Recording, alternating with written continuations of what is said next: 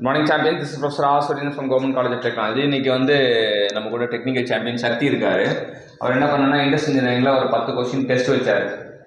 கூட படிக்கிற ஸ்டூடெண்ட்ஸுக்கு டெஸ்ட் வச்சப்போ ஆஃப்டர் டெஸ்ட் வந்து லேர்னிங் ஃப்ரம் மிஸ்டேக் வந்து ஒரு இம்பார்ட்டன்ட் ப்ராசஸ். தப்பு செய்யுது தப்பு இல்லை, தப்புல இருந்து பாடத்தை கற்றுக்காமல் இருக்கிறது தான் தப்பு அப்படின்னு அவருக்கு தெரியும். ஸோ என்னென்ன தப்புலாம் செய்யலாம், செஞ்ச தப்புலேருந்து எப்படி பாடம் கற்றுக் கொடுக்கலாம் அப்படின்ட்டு தான் வந்திருக்காரு. ஃபஸ்ட்டு நம்பர் ஆஃப் ஐயில் வந்து ஃபஸ்ட்டு கான்செப்ட் என்ன கேட்குறாங்க, number of defects found in dash. So number of டிஃபெக்ட்ஸை ஃபவுண்ட் பண்ணணும்னா என்ன சார்ட்டை யூஸ் பண்ணணும்?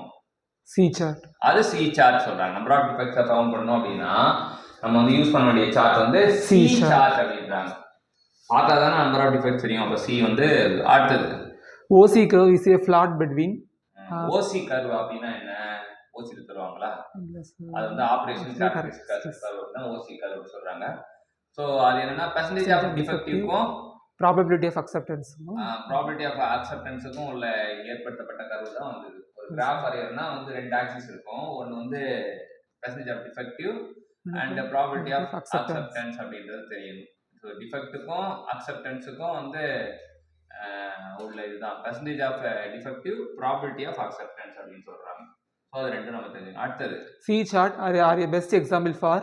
சி சார்ட் வந்து என்ன டிஸ்ட்ரிபியூஷனை ஃபாலோ பண்ணுது அப்படின்னு கேட்குறாங்க. சி சார்ட் வந்து பாய்சான் டிஸ்ட்ரிபியூஷனை ஃபாலோ பண்ணுது. சி சார்ட் ஆனது வந்து பாய்சான், நிறைய டிஸ்ட்ரிபியூஷன் இருக்கு, பைனாமியல் டிஸ்ட்ரிபியூஷன் அப்படின்னு இருக்கு. பாய்சான் டிஸ்ட்ரிபியூஷனா சி சார்ட் வந்து ஃபாலோ பண்ணுது அப்படின்னு தெரிஞ்சுக்கலாம். அடுத்தது acceptance sampling is used in mass production. இந்த கேள்வி வந்து காம்படிட்டிவ் எக்ஸாம் நிறைய வாட்டி கேட்கப்பட்ட கேள்வி. அதை எந்த எக்ஸாம் பண்ணாலும் அக்செப்டன்ஸ் சாம்பிளிங் அப்படின்றோம். அக்செப்டன்ஸ் சாம்பிளிங் அப்படின்னா மாஸ் ப்ரொடக்ஷன் நமக்கு தெரியணும். அடுத்தது OC curve for a sampling plan. So மறுபடியும் ஓசி கர்வ் பற்றி ஒரு கேள்வி. ஓசி கர்வ்னா வந்து acceptance number is 0 for ideal sampling plan. Ideal sampling plan வந்து அக்செப்டன்ஸ் நம்பர் வந்து 0 அப்படி சொல்றாங்க. Not a data presentation method sampling scheme. So data presentation மெத்தட்னு இருக்கு. அது டேட்டா பிரசன்டேஷன் மெத்தட்ல சாராத ஒரு விஷயம் வந்து sampling scheme.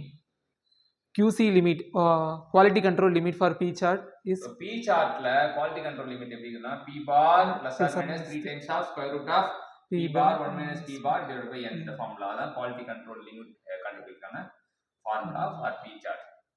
First step in basic control process. ஒரு கண்ட்ரோல் பண்ணனும் அப்படினு ஆசைப்பட்டனா வந்து நீ ஸ்டாண்டர்டை மேக் பண்ணு. இப்போ நான் வந்து படிக்கணும்னு ஆசைப்படுறேன். எல்லாரும் படிக்கணும்னு ஆசைப்பட்டா ஒரு நாளைக்கு எத்தனை கொஸ்டின் படிக்க போற? Set some standard.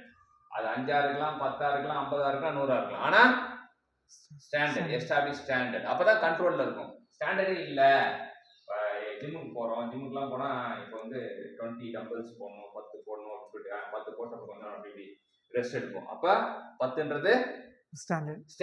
10 பண்ணாதான் கண்ட்ரோல்ல இருக்குன்னு அர்த்தம். சரியா? கண்ட்ரோல் பண்ணா ஸ்டாண்டர்ட் எஸ்டாப்ளிஷ் பண்ணு. ஸ்டாண்டர்ட் எஸ்டாப்ளிஷ் பண்ணா தான் கண்ட்ரோல் யூஸ் பண்ண முடியும்.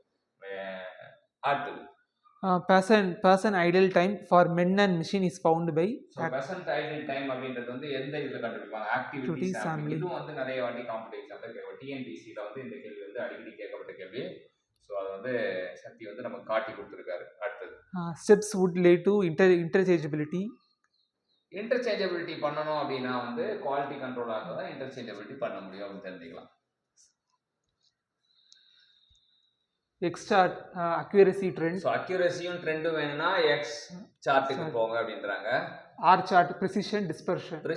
டிஸ்பர்ஷனும் வேணும் அப்படின்னு ஆசைப்பட்டீங்கன்னா R சார்ட் போங்க அப்படின்றாங்க. P chart fractional defect. கண்டுபிடிக்கணும்னா வந்து P சார்ட் போங்க அப்படின்றாங்க. C chart number of defect. C chart number of defect வேணும்னா C chart. Number of defect already வந்து C சார்ட். இப்போ இந்த 4 விஷயம் இது வந்து variety. wherever there is a variety it is called as question prone zone. இந்த 4ல இருந்து ஏதோ ஒன்று கேட்டுருவாங்க.